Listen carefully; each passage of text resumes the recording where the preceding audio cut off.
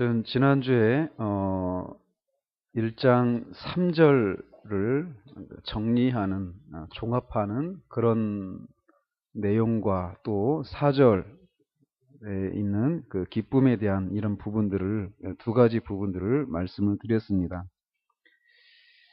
그러면서 제가 그 지난주에 그 아브라함 카이퍼의 그 얘기들을 전개에 있는 얘기들을 이렇게 말씀을 드리면서 진짜 그리스도인이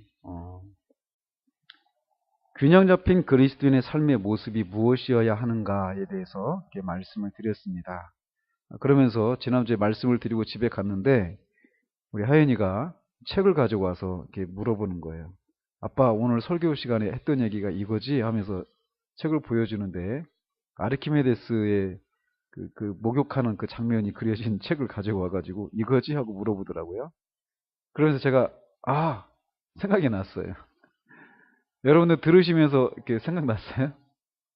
아르키메데스가 목욕탕에서 막 이렇게 요레카 외치면서 막 발가벗은 모습으로 나왔다 그랬잖아요. 근데 그때 발견했던 그 원리가 제가 지렛대의 원리라고 말씀을 드렸는데 부력의 원리더라고요. 그거를 제가 깜빡했는데 우리 하연이가 그거를 얘기를 해주더라고요. 예, 정정합니다. 아르키메데스가 부력의 원리를 발견했던 거였어요. 자, 아무튼 그런 것 같은 그런 심정이었어요. 저는 아브라함 카이퍼가 그 내용을 딱 정리해 놓은 이런 모습을 볼 때 제가 그런 생각을 이렇게 가졌었는데 한마디로 그가 말했던 내용, 그게 우리 그리스도인들이 지향해야 될 바다라고 말씀을 드렸습니다. 그래서 그가 실용주의에 대해서, 그러니까 기독교적인 활동을 강조하는 어떤 지성과 신앙 고백, 건전한 신앙 고백의 중요성들을 무시하거나 또는 기독교 신앙에 있어서 신비적인 그런 요소들이 있다라는 것을 무시하면서 온통 기독교 활동에만 중점을 두는, 그래서 항상 분주하고 바쁜 그런 활동가들, 그런 사람들을 실용주의자들이라고 얘기를 했다고 그러잖아요.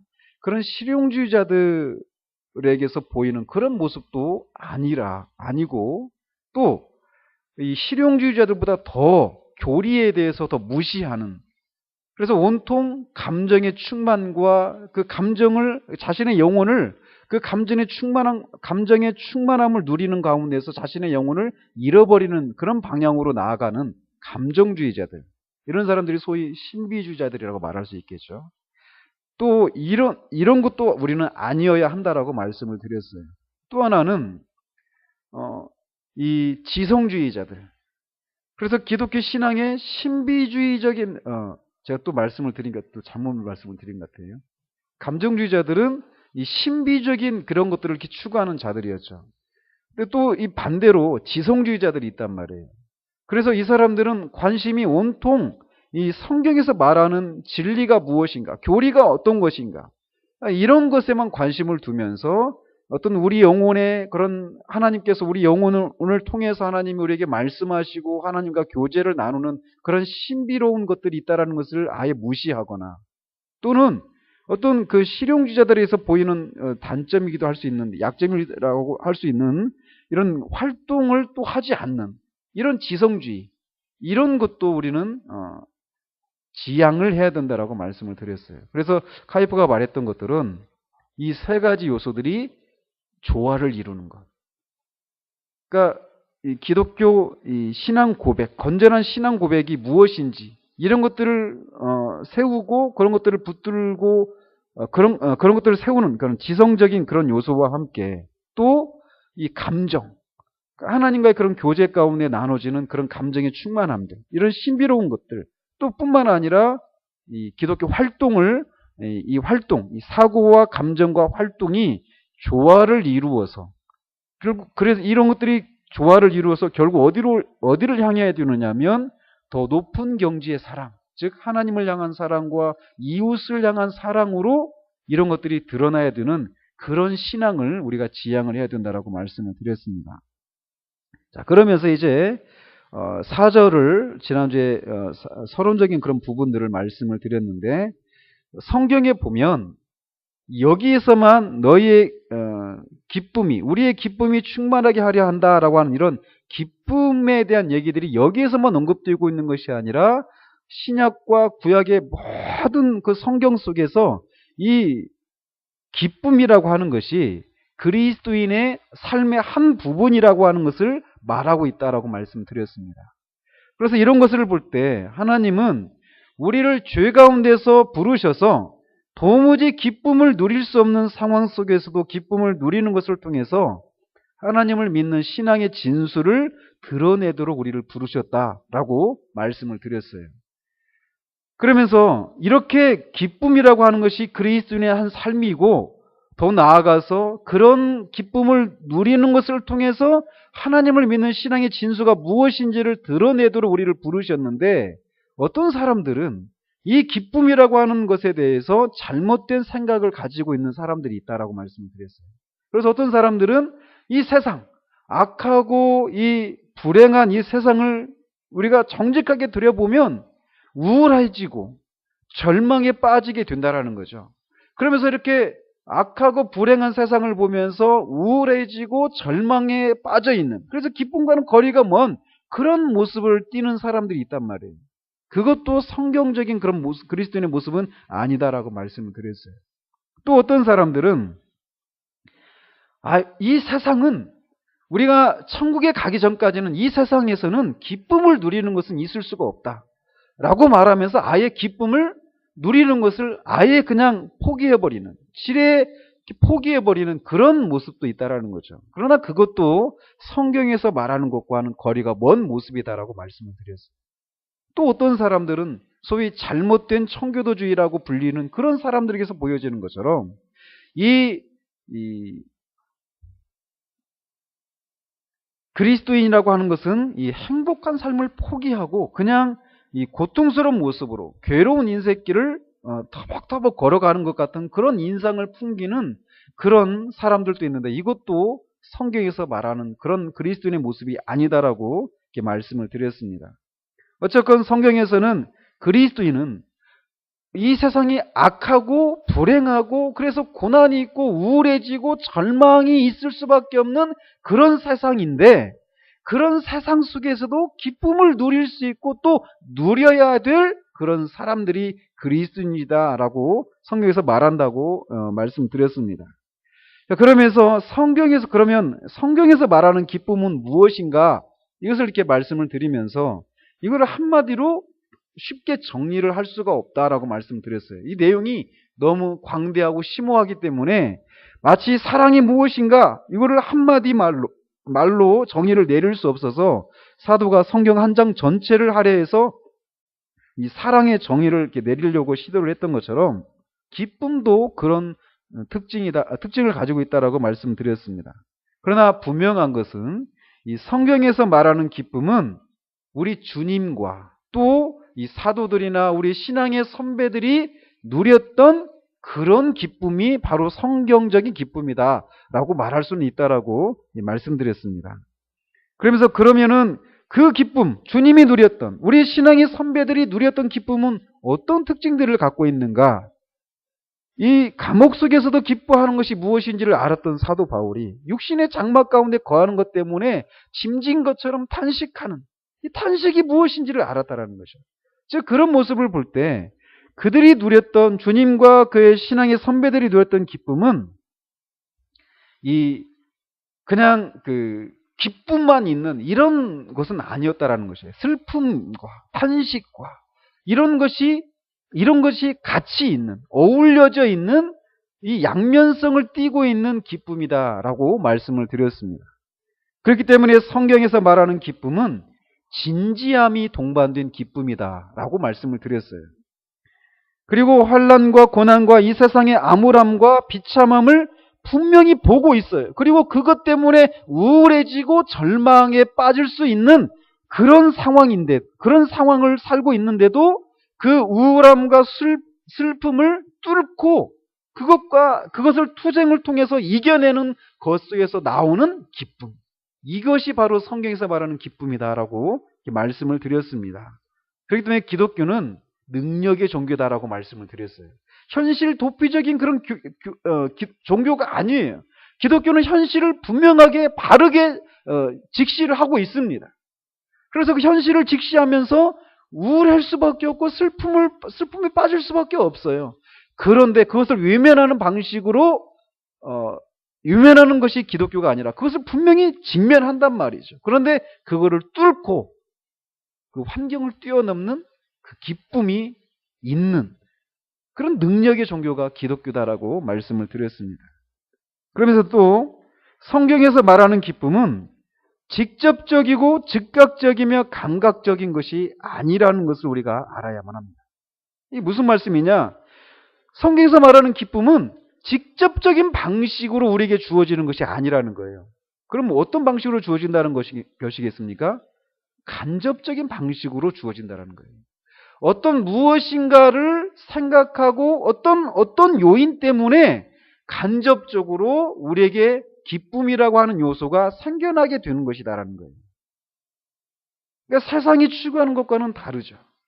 세상에서는 가난한 사람이 있습니다. 가난 때문에 어려움을 겪고 있어요.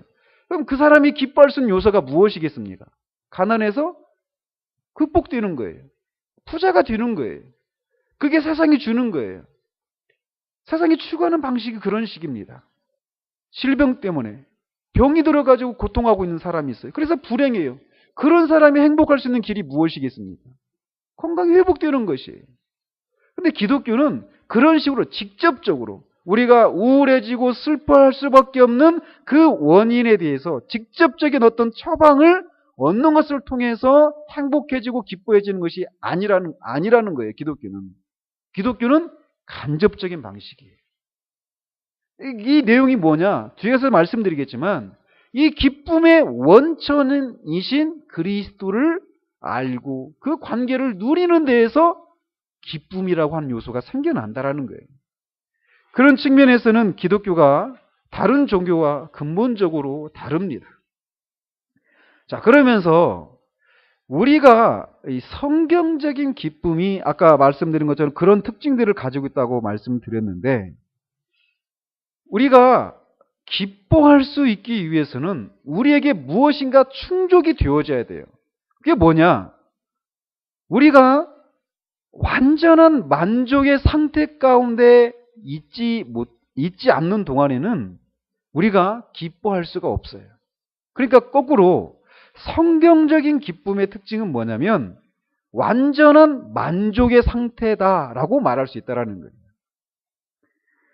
만일 우리가 만족하지 못한다면 거기에는 기쁨이 없을 것입니다. 어떤 이유로든지 우리가 만족하지 못하고 있는 상태라면 기뻐하기가 힘들어요. 그렇겠죠? 그래서 우리가 지적인 면에서 어떤 부족함이 있다거나 우리의 감정의 상태에서 어떤 부족함이 있다거나 우리의 어떤 욕구와 소원함에 있어서 충족되지 못하는 만족스럽지 못한 어떤 부족한 상태 가운데 있다라면 우리는 기뻐할 수가 없다라는 거예요.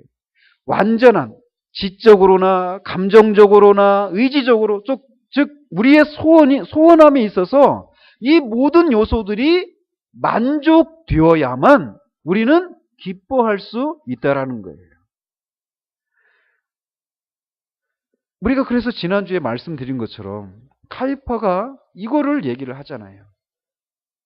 지성주의와 감정주의와 또 이 실용주의 이 세 가지의 절절한 조화가 이루어져야만 우리는 참된 만족을 누릴 수 있어요.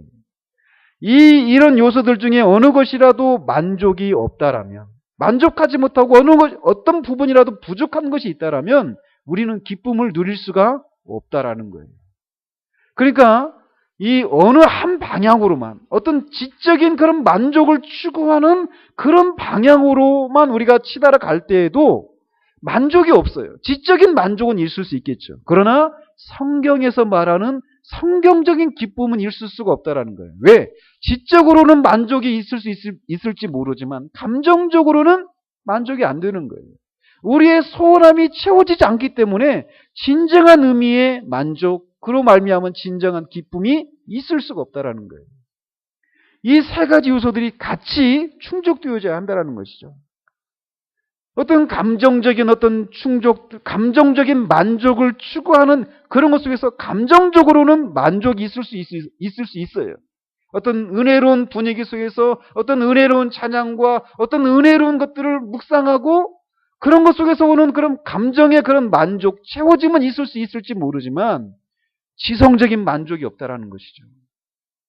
또 우리의 소원함에 있어서도 그런 만족이 일어나지를 않아요. 그러는 동안에는 성경적인 그런 기쁨이라고 말할 수가 없다라는 거예요. 그렇기 때문에 성경적인 기쁨의 특징은 완전한 만족의 상태 가운데 있을 때 생겨나는 것이다 라고 말씀드릴 수 있다는 거죠. 또 성경적인 기쁨의 또 다른 특징이 무엇이냐면 이 기쁨의 요소에는 이 기쁨은 적극적인 측면이 있다는 거예요. 이게 무슨 말씀이냐? 행복은 어제 우리 아이들이 어린이날이었어요. 오늘 우리가 어린이주일로 대부분 지키고 있습니다. 어린이주일과 어버이주일로 지키고 있는데 행복은 아이들에게 있어서 행복이 뭘까요? 아이들은 사고 싶은 선물들 사고, 그죠? 갖고 싶은 그런 것들을 갖고 그냥 그렇게 있으면 행복해요. 행복은 뭐냐면 어떤 소극적인 그런 측면이에요. 어떤 그런 조건들이 갖춰지면 그냥 자연스럽게 그냥 만족을 하는 거예요. 근데 성경에서 말하는 기쁨은 이 소극적인 개념의 행복하고는 다른 개념이라는 거예요. 여기에는 어떤 이 적극적인 개념이 있어요. 여기서 지금 기쁨을 누리고 있는 이 상황이 지금 이 기쁨을 너희로 하여금 기쁨이 충만케 하기를 원해서 이렇게 편지를 썼다라고 말하고 있는데 그들이 행복한 그런 상황 가운데 있는 성도들이 아니었단 말이에요. 그들이 모든 것이 만족스러운 행복한 그런 염려와 근심이 없는 모든 것이 갖추어져 있어서 행복을 누릴 수 있는 그런 상황이 아니었단 말이에요. 그런데 그들이 기쁨이 충만케 되기를 원한다 하면서 편지를 썼단 말이에요. 그러니까 성경에서 말하는 기쁨의 요소에는 행복과는 다른 개념이라는 거예요. 여기에는 적극적인 개념인 환희. 여러분, 환희라고 하는 이 말 속에서 여러분이 느껴지는 어떤 그 뉘앙스가 있죠. 여기에는 기쁨이 어떤 적극적인 그런 요소가 동반된 개념이라는 거예요. 성경적인 기쁨. 또 성경적인 기쁨에는 기쁨 속에서는 힘과 능력을 느낄 수 있다는 거예요.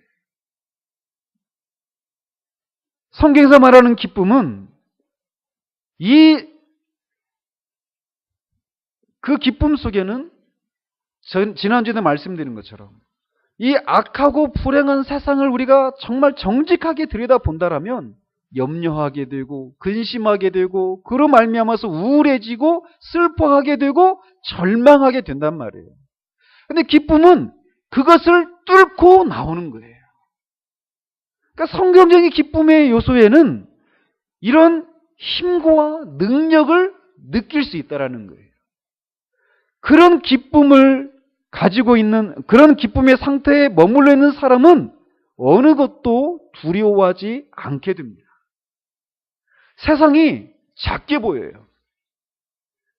세상이 우리에게 크게 보이고 그리고 세상의 위협이 우리에게 크게 보여서 우리가 위축되고 의기소침해지고 그러기가 십상인데 이 성경적인 기쁨을 갖고 있는 사람들에게는 이 힘과 능력이 있다는 거예요. 그거를 뚫고 나오는 그런 것이어서 진정한 그런 기쁨을 소유하고 있는 사람은 강력한 힘으로 둘러싸여 있다라는 거예요. 그렇기 때문에 이전에는 감당할 수 없었던, 이길 수 없었던 이런 죄나 세상의 위협, 세상의 유혹을 이겨낼 수 있는 그런 원천이 이 성경적인 기쁨을 소유하고 누리는 데에서 나오게 된다라는 거예요. 성경적인 기쁨에는 이렇게 힘과 능력을 느낄 수 있다라고 말씀드릴 수 있다라는 거죠. 그런데 사도는 오늘 이렇게 우리의 기쁨이 충만하게 하려 한다 이렇게 말씀하고 있어요. 기쁨에 대해서 말을 하는데 이 기쁨이 너희들에게 기쁨이 있기를 바란다 라고 말하는 정도에서 멈추는 것이 아니라 충만하게 되기를 바라는 마음에서 이 편지를 썼다라고 얘기하고 있다라는 거예요. 사도가 말하는 충만이라고 하는 것은 가득 찬 충만이에요. 가득 차 있는 상태예요. 즉, 이 세상에서 살고 있는 우리에게 기쁨이 채워진다라는 것이죠. 그래서 비록 이 세상이 악한 자의 손 안에 놓여 있고 우리를 당황하게 하는, 그리고 절망하게 하고 우울하게 만드는 여러 가지 환경과 상황이 우리 주변에 둘러싸여 있을지라도 그것을 능가하는 그런 기쁨이 우리에게 넘치도록 가득 채워지기를 바란다라고 사도가 얘기하고 있다는 거예요. 여기서 충만하게 하려 합니다 이렇게 말하고 있는데 그 정확한 더 나은 번역은 충만한 상태로 계속 남아있게 하기를 원한다라고 하는 그런 식으로 번역을 하는 것이 더 나은 번역입니다. 이게 무슨 차이냐? 충만한 상태로 그런 충만한 상태를 한 번 경험하는 것이 아니라 충만한 상태로 계속 남아있기를 원한다라고 사도가 얘기하고 있다라는 거예요. 그러니까 이런 기쁨, 이런 충만한 기쁨이 한 번 경험되어지는, 그래서 내가 옛날에 어떤 집회에 갔다가 아니면 어떤 예배 현장에 있었다가 그런 기쁨을 한번 맛본 적이 있어 라고 하면서 추억 삼아서 그런 것을 얘기하는 그런 정도의 기쁨이 아니라 현재적으로 계속해서 반복되어서 이 기쁨의 충만함을 누릴 수 있기를 바란다라고 사도가 말하고 있다라는 거예요. 그렇게 사도가 말하고 있다라는 것은 이 기쁨을 우리가 계속해서 누릴 수 있다라고 하는 것을 말하고 있다라는 것이죠. 이 충만함을 한 번 경험하는 것이 아니라 계속해서 우리가 이것을 누리고 소유할 수 있다라는 거예요. 어떤 상황에 따라서 우리에게 발생하는 여러 가지 어떤 외부적인 그런 환경에 따라서 이것들이 없어지고 사라지는 이런 종류의 기쁨이 아니라 기뻐할 수 없는 그런 상황 가운데 상황이 계속 우리 가운데 펼쳐져 있는데도 그 상황 가운데서도 이런 기쁨을 지속해서 계속적으로 충만함을 누릴 수 있다라고 사도가 얘기하고 있다라는 거예요. 이런 측면에서 여러분들은 이런 기쁨을 누리는 것이 무엇인지를 아십니까? 여러분이 기뻐할 수밖에 없는 그런 지적인 만족, 이것을 누리고 계신가라는 거예요. 또 여러분의 감정이 정말 막 차고 넘치는 그런 만족을 누리고 계시는가라는 거예요. 또 여러분들의 소원이 그리스도 안에서 정말 그리스도로 말미암아 여러분의 소원이 더 이상 소원할 것이 없다, 나는 이것으로 족하다라고 말하는 그런 소원함이, 그런 만족되어지는 그런 만족, 그것으로 말미암은 기쁨을 누리고 있느냐라는 거예요. 그런 기쁨을 누리고 있지 못하는 동안에는 우리는 세상을 이길 수가 없다라는 거예요. 그렇기 때문에 이 땅에서 우리가 그리스도인의 삶을 살아가기 위해서는 이 기쁨을 누리는 것은 선택사항이 아니라 필요사항이라는 것이에요. 이 기쁨을 누리지 못하는 것 때문에 우리가 죄를 이기지 못하는 거예요. 세상을 이기지 못하는 거예요. 아까 우리 기도하는 분이 기도했던 것처럼 이렇게 저렇게 우리는 이런저런 핑계를 댈지 모르겠지만 성경에서는 단 한 가지예요. 우리가 이 기쁨을 누리지를 못하고 있기 때문이다라고 말하고 있다는 거예요. 그런데 성경에서 감사한 것은 어떻게 이 기쁨을 소유하고 계속해서 누릴 수 있는가를 말해주고 있다는 거예요. 사도 요한이 우리가 이것을 쓰면 우리의 기쁨이 충만하게 하려 함이라 하면서 그냥 덮어놓고 이 기쁨이 너에게 충만하기를 바란다 라고 말하고 그냥 이 기쁨이 어떻게 하면 우리가 누릴 수 있는지에 대해서 말하지 않고 있지 않다라는 거예요. 사도는 이 기쁨을 어떻게 하면 우리가 누릴 수 있는지, 그것도 이 기쁨을 지속해서 누릴 수 있는지, 또 그것도 충만하게 누릴 수 있는지를 우리에게 말해주고 있다는 거예요. 저는 이것에 대해서 이미 제가 처음 요한일서 강의를 할 때 처음 시간에 말씀을 드렸습니다. 이 요한일서의 전체적인 구조를 말씀을 드리면서 이 부분에 대해서 말씀을 드렸어요. 그래서 우리가 그걸 다시 한번 상기시켜 드리면, 이 기쁨을 지속해서 우리가 누리기 위해서 우리가 필수적인 조건들이 충족되어져야 한다라는 거예요. 그게 뭐냐? 첫 번째로는 우리 주 예수 그리스도를 알아야 한다라는 거예요. 예수 그리스도를 알기 전까지는 어떤 기쁨도 결코 알 수 없습니다. 왜? 주님이야말로 기쁨의 원천이 되시고 모든 복의 근원이 되시고 모든 기쁨이 우리 주님으로부터 오기 때문이라는 거예요. 이런 이유로 우리가 1절에서부터 보면은 사도가 예수님에 대한 언급으로 이 서신을 시작하고 있는 거예요. 이 기쁨을 누리기를 원한다라면 태초부터 있는 생명의 말씀이신, 그래서 우리가 그 생명의 말씀이신 이분이 우리에게 나타나셔서 우리가 그를 보았고 만지기도 했고 자세히 눈으로 보았다라는 거예요. 그의 음성을, 그의 가르침을 들었다라는 거예요.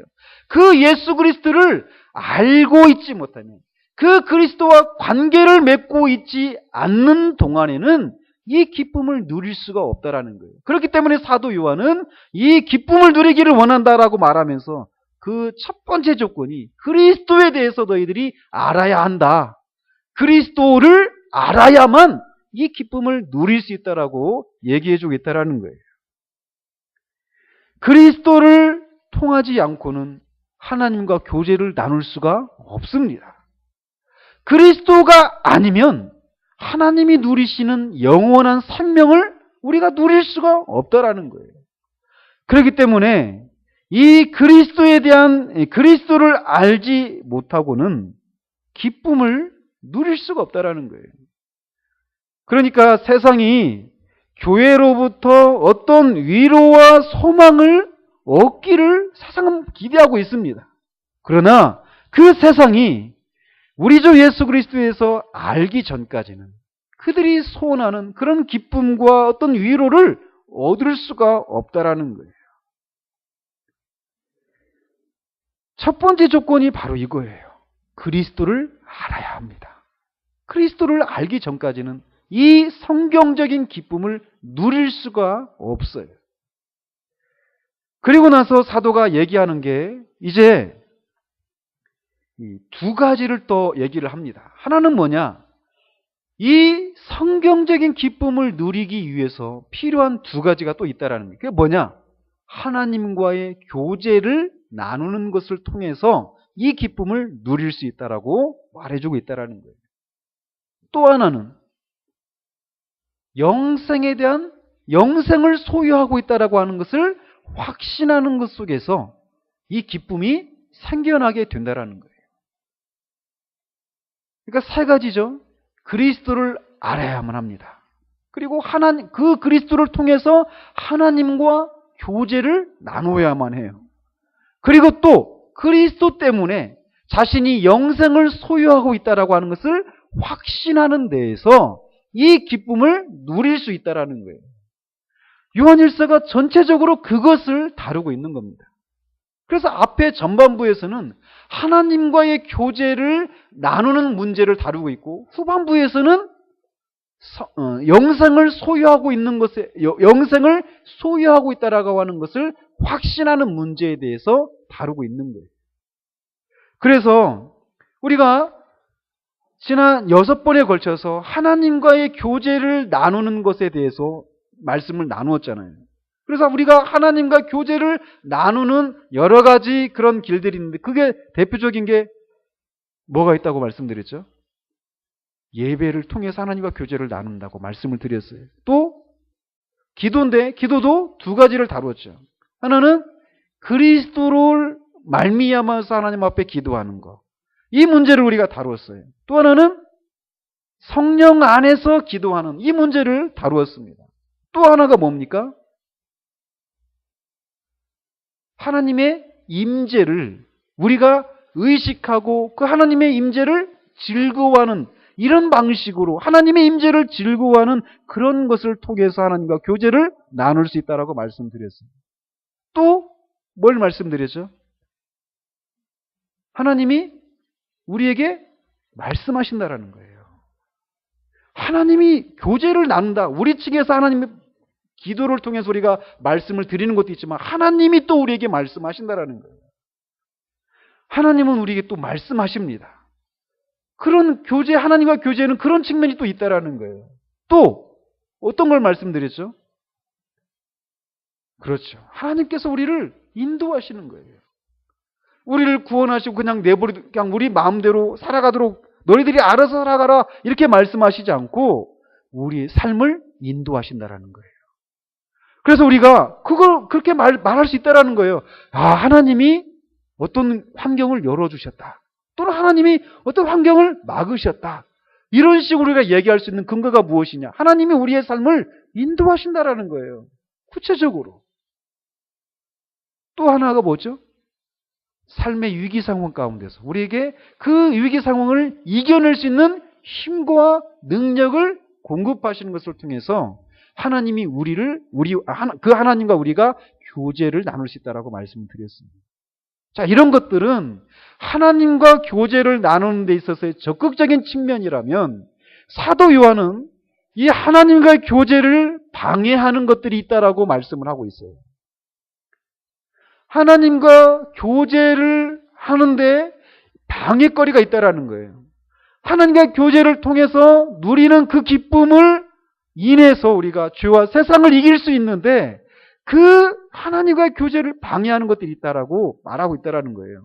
그 네 가지를 말씀하고 있다라고 말씀드렸습니다. 벌써 이제 3달이 지나서 다 기억이 나실지 모르겠어요. 첫째는 뭐냐? 우리가 죄를 짓거나 죄를 짓고도 죄를 지었다라고 인정하지 않는 것 때문에 하나님과 교제가 막힌다라는 거예요. 또 세상을 사랑하는 것 때문에 세상을 사랑하는 것 때문에 우리가 하나님과의 교제가 막힌다라고 말씀을 드렸습니다. 또 하나는 뭐냐? 형제를 사랑하지 않는 것 때문에 하나님과의 교제가 막힌다라는 거예요. 또 하나는 뭐냐? 예수 그리스도에 대해서 잘못된 가르침을 따르게 될 때 하나님과의 교제가 막힌다라는 거예요. 예수 그리스도를 바르게 알아야 된다라는 것이죠. 자, 이렇게 하나님의 교제를 나누는 것을 통해서 기쁨을 누릴 수 있고 그 결과 죄와 세상을 이길 수 있다라는 거예요. 또 한 측면은 뭐라고 말씀드렸죠? 그 기쁨을 누릴 수 있는 또 다른 길은 우리가 영생을 소유하고 있다라고 하는 확신을 가질 때 그 기쁨을 누릴 수 있다라는 거예요.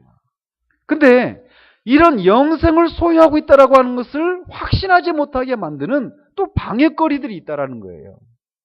그 부분에 대해서는 3가지를 얘기합니다. 앞에 있는 4가지 요소와 겹치는 부분들인데 죄를 짓는 문제예요. 또 하나 형제를 사랑하지 않는 문제예요. 또 그리스도에 대해서 잘못된 가르침을 가지고 있을 때 영생에 대한 확신을 가지지 못하고 의심하게 되고 그래서 기쁨을 잃어버리게 된다라는 거예요. 이 하나님과의 교제 또 영생을 소유하겠다는 확신 이것이 우리가 기쁨을 누릴 수 있게 되는 방법이라는 것이죠. 그러면서 사도가 그런 것에 우리가 실패할 수 있다는 거예요. 죄를 지었어요. 세상을 사랑하고 말았어요. 형제를 사랑하지 못하고 말았어요. 그리스도에 대해서 잘못된 가르침을 가지게 되었어요. 그런 측면에서 우리가 실패를 할 때 그런 우리를 회복시키시는 그분이 우리 안에 계시다라는 거예요. 그분이 바로 성령님이시라는 거예요. 그래서 사도가 그거를 얘기하고 있는 거예요. 전반부에 하나님과의 교제를 나누는 부분에 있어서 그 마지막 부분에 성령에 대한 얘기를 언급하고 있어요. 영생에 대한 영생을 소유하고 있다는 이 확신에 대한 부분을 다룬 후에 마지막 부분에 또 성령에 대해서 언급을 하고 있다는 것이죠.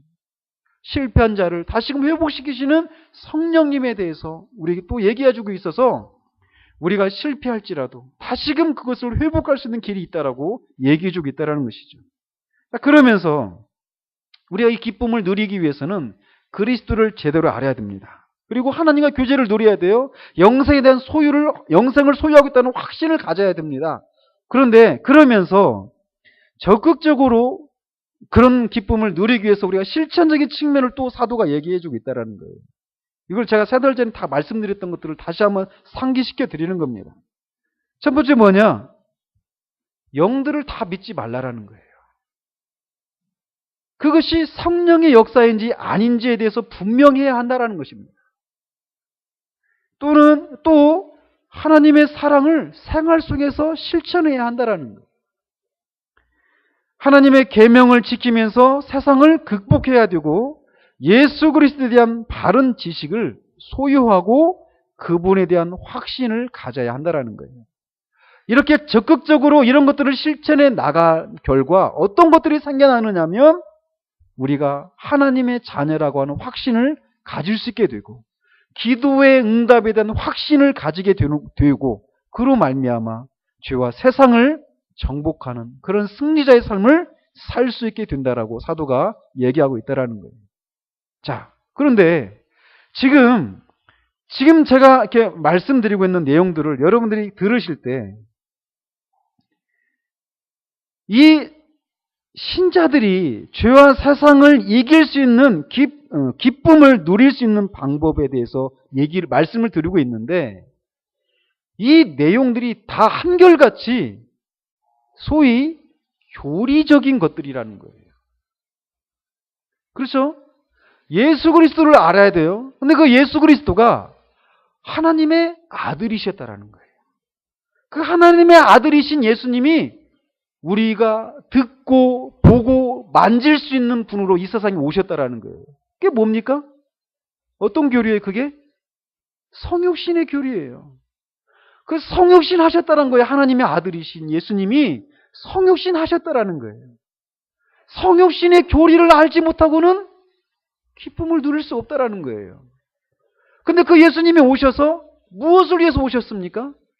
우리의 죄 문제를 해결하시기 위해서예요. 어떤 방식으로? 우리 대신 죄를 지시고 죗값을 받으시는 것을 통해서요. 즉 대속의 교리. 대속의 교리를 알지 못하고는 우리가 하나님과 교제를 나눌 수가 없다라는 거죠. 그래서 기쁨을 누릴 수 없다라는 거예요. 근데 그분이 예수님이 오셔서 우리의 죄 문제를 해결해 주시는 것에서 멈춘 것이 아니라 무엇을 주시기 위해서 오셨다고요? 영생을 주시기 위해서 오셨다라는 거예요. 영생이 하나님이 누리시는 생명이라고 말씀을 드렸어요. 하나님이 누리시는 생명, 하나님의 수준으로 우리가 높여지지 않으면 하나님과 교제를 나눌 수가 없어요. 하나님의 생명을 우리가 얻게 되는 것. 이게 뭡니까? 이게 거듭남이에요. 또 그렇게 하나님과 그렇게 영생을 소유한 사람이 하나님과 교제를 나누는데 방해가 되는 것들이 있어요. 아까 말씀드렸죠. 죄 문제를 말씀드렸잖아요. 그러니까 어때요? 하나님의 계명을 지키면서 살아가는 거예요. 그 삶이 뭡니까? 성화의 교리예요. 뿐만 아니라 3장에서는 사도는 그리스도의 재림에 대해서도 언급을 하고 있습니다. 자, 이런 내용들이 다 한마디로 뭐라고 말씀드릴 수 있어요? 교리란 말이에요, 교리. 그러니까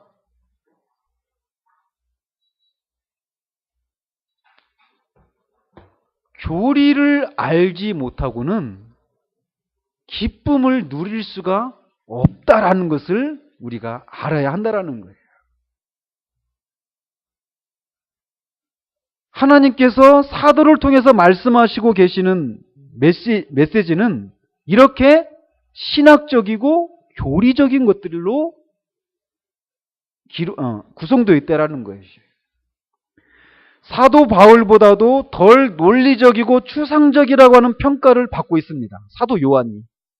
그런 평가를 받고 있는 사도 요한의 서신에서도 이렇게 기독교의 핵심 진리들이 신학적이고 교리적인 방식으로 언급되고 있다는 거예요.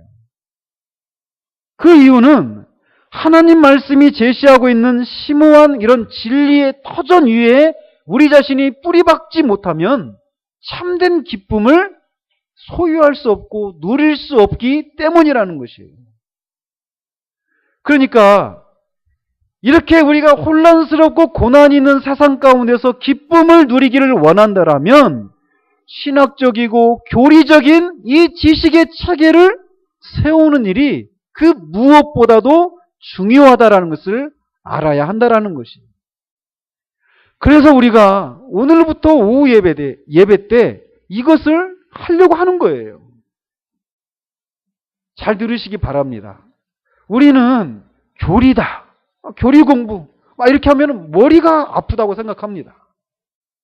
복잡하고 어렵고 지금 내가 이 세상에서 주님을 섬기면서 기쁨을 누리는 문제와 이런 것이 무슨 관계가 있는가, 이런 생각을 한단 말이죠. 그러나 우리가 교리가 무엇인지를 모르기 때문에 그런 생각을 하는 것이에요. 지난주에도 말씀드린 것처럼 카이퍼가 말하듯이 우리는 지성주의의 폐단에 대해서 주의해야만 합니다. 그러나 올바른 신앙 고백을 형성하는 것까지 폐기해서는 안 된다라는 것이에요.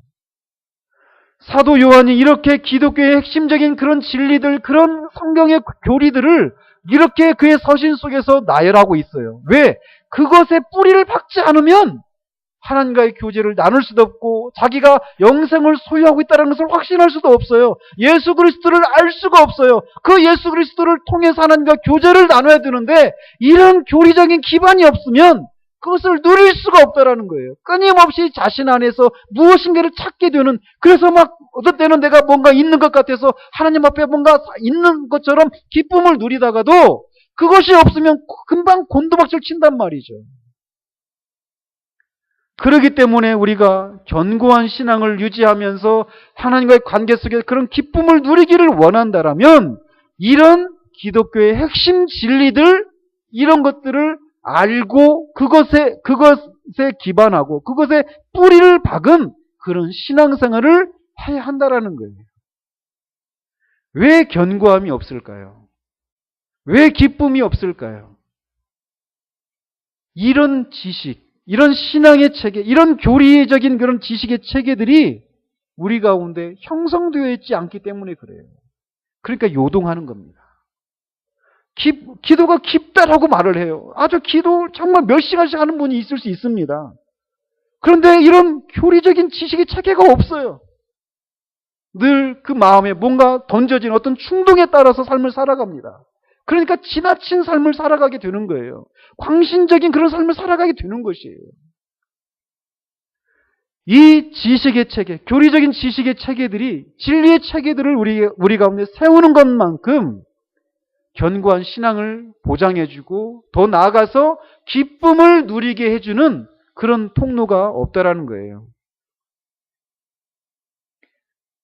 영적인 삶에 있어서 지름길이나 요행은 없습니다. 이것이 하나님이 우리에게 지정해 주신 방식이에요. 그렇기 때문에 사도가 이렇게 이런 내용들을 서신 속에서 언급하고 있다라는 거죠. 자, 그렇다면 이렇게 기쁨을 누리는 것은 우리의 전 인격에 영향을 미치는 것입니다.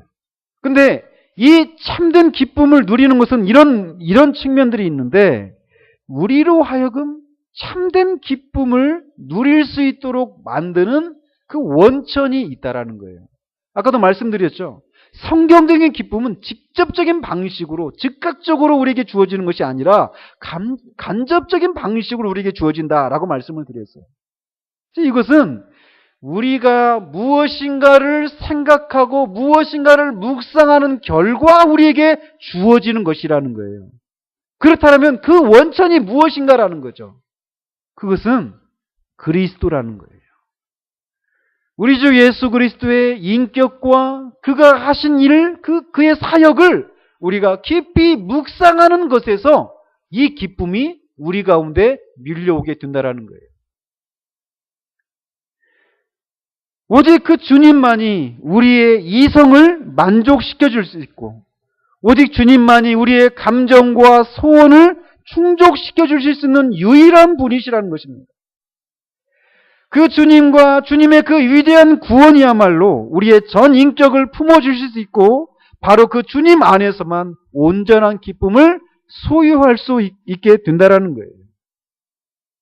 그러니까 기쁨은 무엇이냐? 한마디로 말을 하면 이 예수 그리스도에 대한 반응으로 나오는 것이라는 거예요.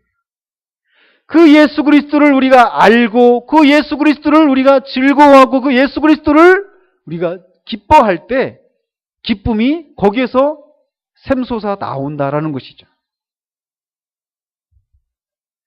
이 기쁨은 이 땅을 살아가는 동안에 점점 커져갑니다. 우리가 아까도 찬송가 불렀던 것처럼 주님을 생각만 해도 내 마음이 좋거늘 그 얼굴 배울 때야 얼마나 좋을까.